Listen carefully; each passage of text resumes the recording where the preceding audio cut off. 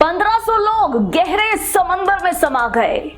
111 साल बाद उसी टाइटैनिक जहाज की वजह से एक बार फिर 5 लोग सागर में डूबकर मरने के लिए मजबूर हो गए। टाइटन पनडुब्बी पानी में डूबने की वजह से टाइटैनिक जहाज वापस सुर्खियों में आ गया है। टाइटैनिक जहाज जब बनकर तैयार हुआ तो इसकी चर्चा पूरे विश्व में हुई थी। इस पर दुनिया की तमाम सुविधाओं का ध्यान रखा गया था। हर किसी की इस पर सवार होकर यात्रा करने की इच्छा थी। इस जहाज से पहली यात्रा के लिए कई लोगों ने टिकट भी खरीदे थे, तो कई को टिकट ना मिलने पर वो मायूस भी हो गए थे। आइए जानते हैं यात्रा के दौरान आखिर हुआ क्या था। ब्रिटेन के साउथहैम्पटन से न्यूयॉर्क सिटी के लिए अपनी मॉनसून यात्रा पर 10 अप्रैल 1912 को टाइटैनिक सफर पर निकला था और 4 दिन के बाद 14 अप्रैल 1912 की आधी रात एक आइसबर्ग से टकराकर यह जहाज उत्तरी अटलांटिक महासागर में डूब गया था।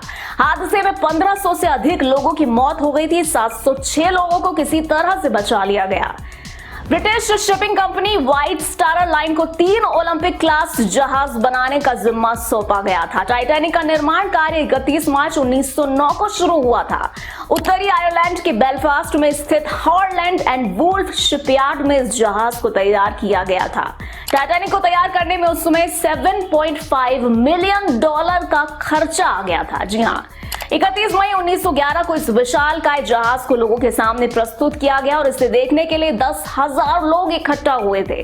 टाइटैनिक को उस समय तैरते हुए शहर की उपाधि भी दी गई थी।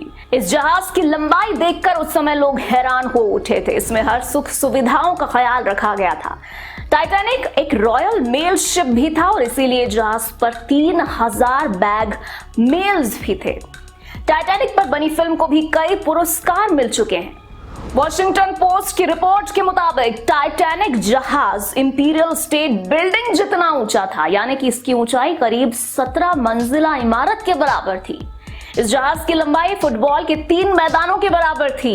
जहाज में रोज 800 टन कोयले की खपत हर रोज होती थी। टाइटैनिक में लगी सीटी की आवाज को 11 मील दूरी तक सुना जा सकता था। टाइटैनिक शिप में यात्रियों और क्रू मेंबर्स के खाने का अच्छा खासा इंतजाम था। जहाज पर खाने के लिए 86,000 पाउंड मीट, 40,000 अंडे, 40 टन आलू, 3,500 पाउंड प्याज, 36,000 सेब और 1,000 पाव रोटी के पैकेट के साथ कई तरह के खाने का सामान मौजूद था। यात्रा के 4 दिनों के बाद 14 अप्रैल को यानी कि रात को 11:40 पर इसकी टक्कर एक आइसबर्ग यानी कि बर्फ के टुकड़े से हो गई। टक्कर के बाद शिप का अलार्म तो बजा, लेकिन जब तक इंजन को घुमाकर जहाज को रास्ते से हटाया जाता तब तक टक्कर हो चुकी थी। जब यह हादसा हुआ तब टाइटैनिक जहाज 41 किलोमीटर प्रति घंटे की रफ्तार से चल रहा था।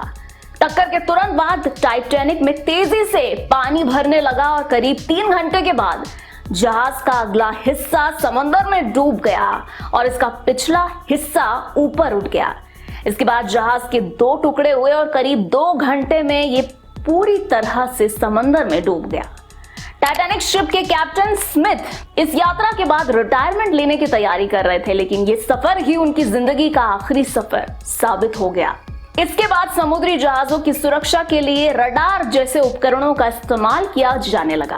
टाइटैनिक जहाज के बारे में ये जानकारी आपको कैसी लगी, हमें कमेंट सेक्शन में जरूर बताएं। ऐसी ही और खबरों से हमेशा अपडेट रहने के लिए चैनल को सब्सक्राइब कर लीजिए और वीडियो पसंद आया हो तो लाइक और शेयर करना ना भूलें।